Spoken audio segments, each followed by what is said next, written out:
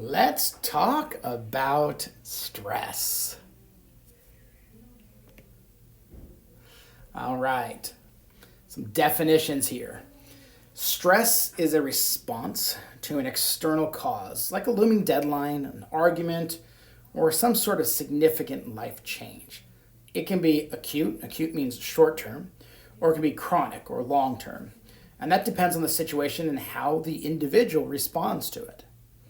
Stress triggers the body's fight or flight response, releasing hormones like adrenaline or cortisol, and those are released specifically to prepare the body to act.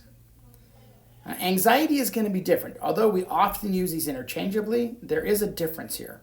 Anxiety is more of an internal reaction and can be a response to stress, but it often lacks a specific external trigger.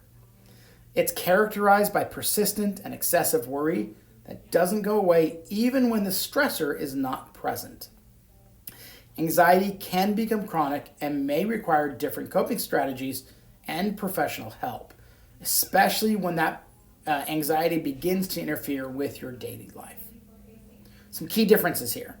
Stress is typically a response to an external factor, while anxiety is often an internal reaction. And stress can be positive. We talked about this in class, or we're going to talk about in class. An example of that is motivating you to get stuff done. You are stressed out because you have a test coming up. You're motivated to study. Anxiety, generally speaking, is negative, and particularly when it becomes prolonged or excessive. Understanding the differences between the two of these actually does help us manage them effectively. We'll go into that in future chapters. The body responds to stress through a series of physiological changes, and this is known as the fight or flight. I like to call it the fight, flight, or freeze response. The flight or fight response. This is the body's initial reaction to a perceived threat. Whether physical or psychological, the sympathetic nervous system is activated, releasing adrenaline and cortisol. This prepares the body to either confront the threat or escape from the threat, and sometimes the freeze part of it is to lock up, and the brain just freezes, the body freezes. Some physical reactions to stress. Number one, that's going to include increased heart rate and respiration. This is directly related to the cortisol and adrenaline that's been pumped into the system. This provides more oxygen for muscles. Muscle tension increases, and it does prepare the body to react. That's why when you're stressed out, you feel it in your shoulders, your muscles are tightening up. That's all part of this same reaction. At the same time, other non-essential functions slow down. Example, this is going to be digestion, your immune system, and your ability to focus on other things. All that's going to change. Your focus is going to be primarily focused on what's right in front of you, and it's going to focus on the immediate survival or the immediate threat of what's happening to you.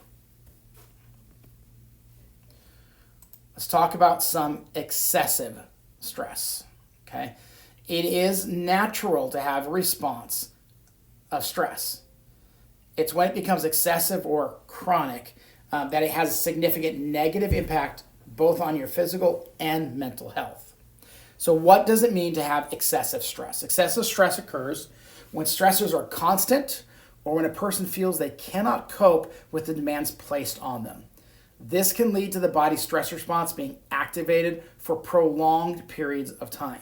And this is harmful over time. Some physical effects of prolonged stress. These include symptoms like chronic fatigue, persistent headaches, muscle tension. The body's immune system is weakened, and that increases your susceptibility to other illnesses. Long-term stress can also contribute to severe health conditions, including heart disease and high blood pressure. There are also emotional and behavioral impacts of long-term stress. Mentally excessive stress can manifest as anxiety, depression, and irritability. It often leads to cognitive impairments such as difficulty concentrating or making decisions, and that can compound the feeling of being overwhelmed. You're also going to see some behavioral changes when you start talking about this idea of excessive stress. When stress becomes unmanageable, people turn to unhealthy coping mechanisms. And this can include things like overeating, smoking, abusing substances. Stress can cause withdrawal from social interactions and impact performance both at work and at school. And when that happens, you create another negative cycle, which increases more stress, and you go right back into that stress response. It's important to recognize these signs of excessive stress because that enables you to start taking some proactive steps to manage it through healthy lifestyle choices. We're going to be talking about those in detail as the semester goes on. All right, let's talk about performance stress versus performance anxiety. And there is a difference here, so we're going to take a look at that. Performance stress is a natural response when faced with situations like giving a presentation, taking a test, competing in sports, and it can be beneficial. It provides a surge of energy, sharpening your focus, and potentially has the opportunity to improve your performance. This type of stress is usually short-lived or acute, and can be managed with preparation, practice, and relaxation techniques. And some people even strive on performance stress. Conversely, performance anxiety. This is an intense fear or worry about performing tasks in front of others, leading to negative impacts on performance. So symptoms include a rapid heartbeat, sweating, trembling, difficulty concentrating, and it may cause people to avoid that performance situation altogether.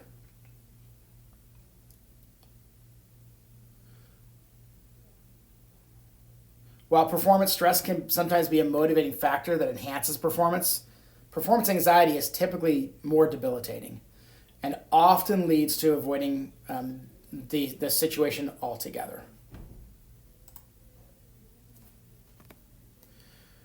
Let's talk about accumulated stress, the causes and the impacts.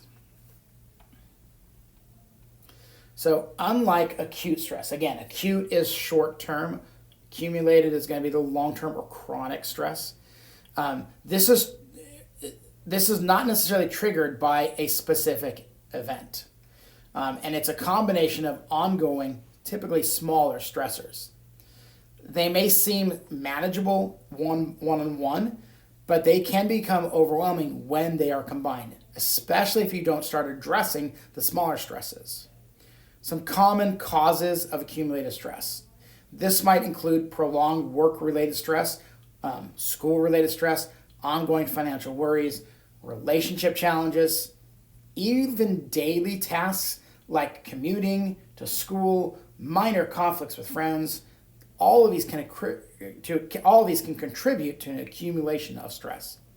Accumulated stress is often exacerbated by a lack of coping strategies or an inability to disconnect and recharge.